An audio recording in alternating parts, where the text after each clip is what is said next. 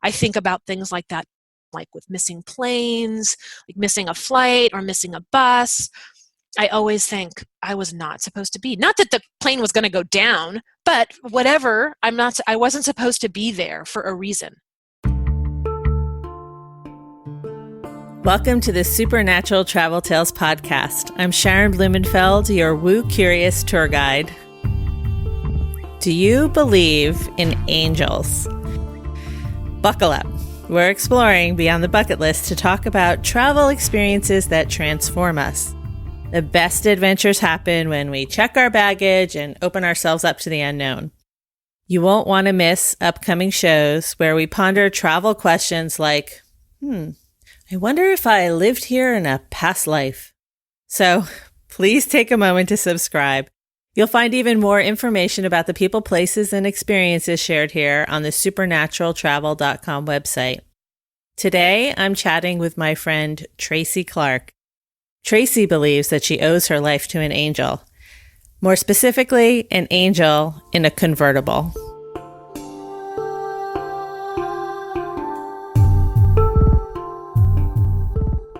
I was actually just in my kind of own backyard. I was just running errands, and it was around Thanksgiving. And I was buying some stuff for a family gathering.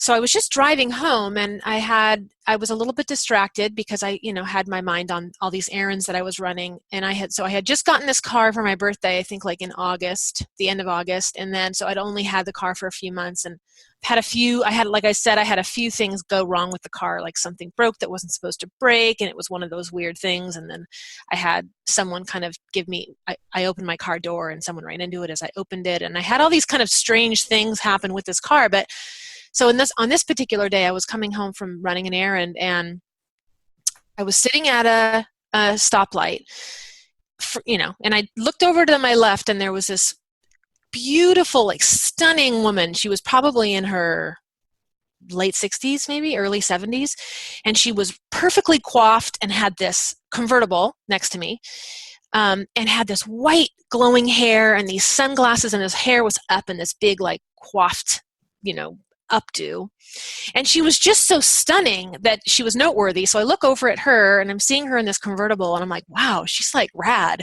And she had her seatbelt on. And this was back, in the early 90s. I guess I was like in my early 20s. And she, actually maybe late 80s. Let me think about that.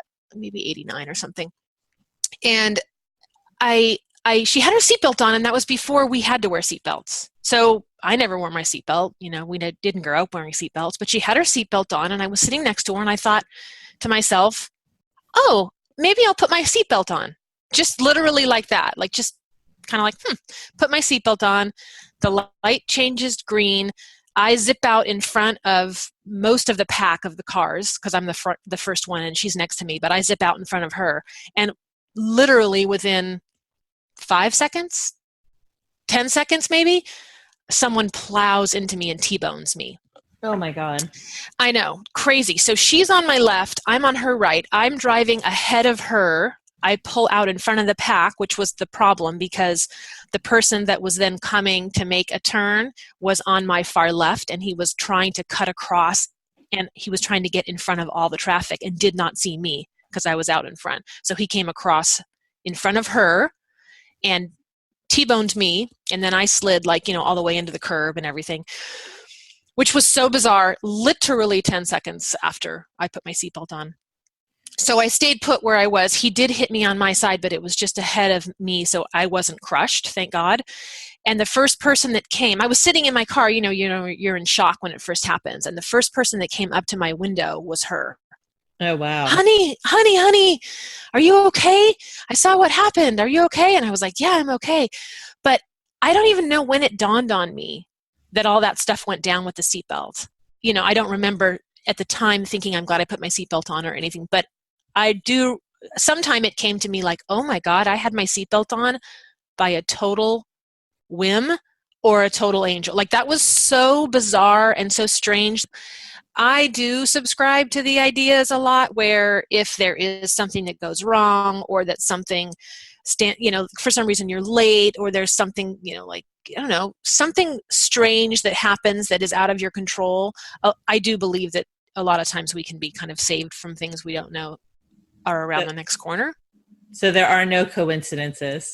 I kind of don't think so. I think it's kind of a nice way to live, to think that things, I mean, I hate to say things, that's not exactly what I'm trying to say, but yeah, I think things can happen to stop us from whatever is not supposed to happen, like almost like protection. So instead of like road raging when you're in bad traffic or something weird happens, like a road, like the traffic breaks or something, instead of losing it, I'm always thinking, well, maybe I shouldn't be ahead because something else could be happening that I wasn't supposed to be, experiencing or something. Or do you ever see an accident and you think, oh my gosh, I could have been here.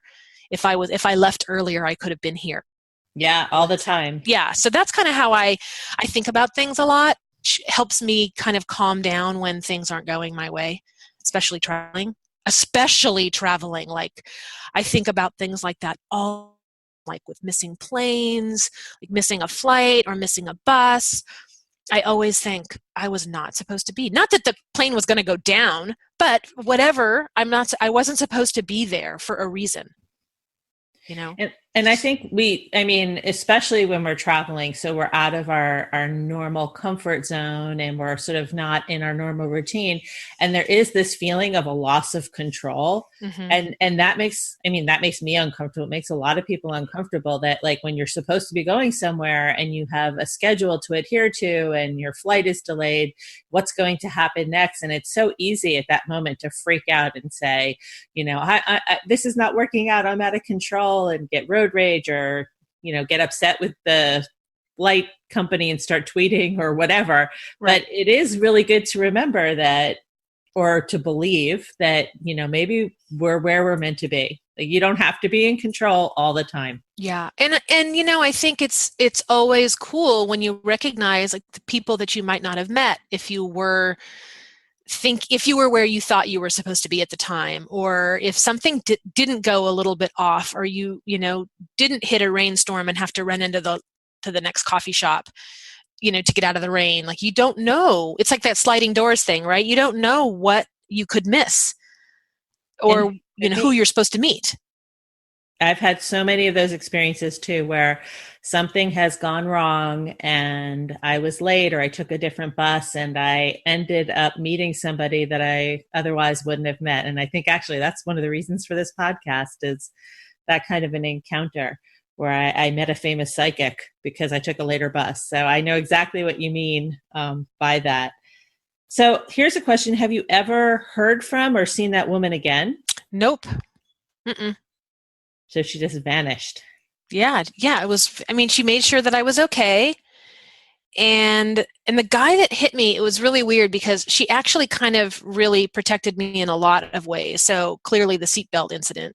But then when she stopped and pulled over and asked me how I was, the guy that hit me was really out of his mind. And he came kind of charging over to the car to try to get me to not call the cops. And he was like, I didn't see you. Don't worry, I'll pay for everything. Just let's not call the police. Well, it was a pretty bad accident, and I was so in shock. And she was saying, don't worry about him. And she kept him kind of away from me because he was trying to talk to me and wanted me to, just take his number down. And he didn't want any trouble. And clearly there was something going on with him. And he was very nervous and upset about it. And she luckily was there because she's like, and then another person came out of his car and he was like, don't listen to this guy. He's crazy. We've already called the cops. Don't even worry about it. Like, they're coming, and just stay here and don't talk to this guy. So she was kind of like my protector from him too. Cause he, I was only in my maybe 20. Yeah. Maybe 21. I don't know. Something like that. So I was young, and in shock. So I'm just glad that, somebody was there to help. So no, I never did see her again. She was so memorable too. Like, if I saw her, I would pick her out of a crowd because, she just had a way of, especially her hair. It was so awesome. It was so awesome. And her convertible, like, that's so cool. So old lady style goals. Old lady. Totally. That's exactly what I was thinking.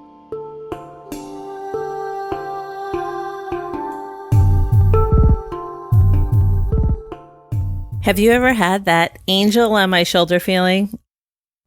maybe it's a spirit guide. You don't want to miss a message from a spirit guide, right? So make sure you're subscribed.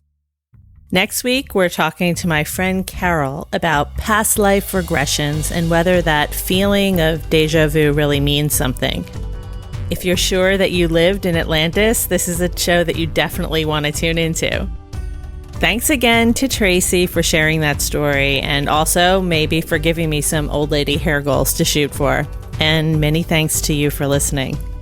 You can leave me a comment or suggestion at SupernatTravel on Twitter or supernaturaltravel.com and join the discussion on the Supernatural Travel Facebook page. And over on Instagram, you can find us at Supernatural Travel. We'd really love to follow your journey too, so please tag us and use hashtag Supernatural Travel so we can find you. That's it. Till next time, sweet dreams, keep on trucking, and hit me up if you have a good story. Because when the going gets interesting, I totally want to hear about it.